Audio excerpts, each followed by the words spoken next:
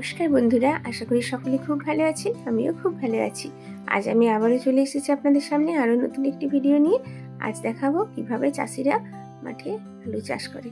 তো দেখুন, তার জন্য গরুর গাড়িটি তৈরি করা হয়ে গেছে। এরপর সারা বছর গোবর ফেলে ফেলে যে সার তৈরি করা হয়, সে সারটি কেটে ঘন করতে দেওয়া হয়েছিল।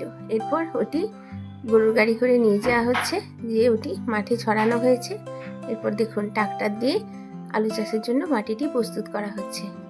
এরপরে যে আলু বীজ আনা হয়েছে, সেগুলি দেখুন প্রত্যেকটি চোখে চোখে কেটে আলুর চাকাগুলি বার করে নেওয়া হচ্ছে। এগুলি এক একটি পুঁতে দিলে মাটির তলায় একটি করে গাছ বেরোবে। তো আমরা বাড়ির সকলে অনেকগুলো বাড়ির বউ আছি, তো আমরা সেজন্য আমাদের আলু বাইরে কাউকে কাটতে দেওয়া হয় না। আমরা ঘরের মেয়েরাই আলু বীজগুলি কেটে দিই। যেহেতু প্রতিদিন 5-6 বস্তা করে আলু বীজ লাগে মাঠে, সেজন্য আমরা আগের থেকে আলু বীজগুলি একটু কেটে রাখি।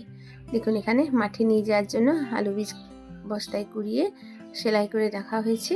আর এই যে মেশিনটি দেখছেন, এই মেশিনটি দিয়ে আলু লাগানো হয়। এখানে দেখুন, আমার ভাসুরপো আলু লাগানোর জন্য প্রস্তুত করে দিচ্ছে মাটিটি।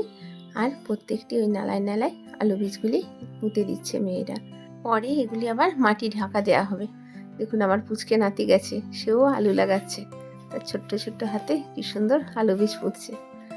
দেখুন, এবারে এই মেশিনটি দিয়ে মাটিটি ঢাকা দেওয়া হচ্ছে, তাহলে আলু লাগানো হয়ে গেল। এবার গাছ বেরিয়ে গেছে কিছুদিন পরে।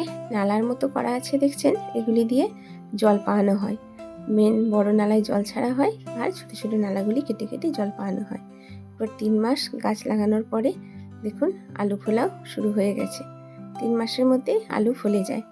তো দেখুন, গরু লাঙল দিয়ে আলুর গোড়াগুলি ভাঙা হচ্ছে, আর মাঠে সব মেয়েরা আলু কুড়োচ্ছে। এখানে আলুগুলি কুড়িয়ে এনে এনে স্ট্যাক করে রাখা হয়েছে মাঠের মধ্যে। এরপর এই আলুগুলি বস্তায় ভরে নিয়ে ট্রাক্টরে করে স্টোরে রেখে দেওয়া হবে। তো বন্ধুরা, আমি আমার ছোট্ট ভিডিওটি এখানেই শেষ করছি।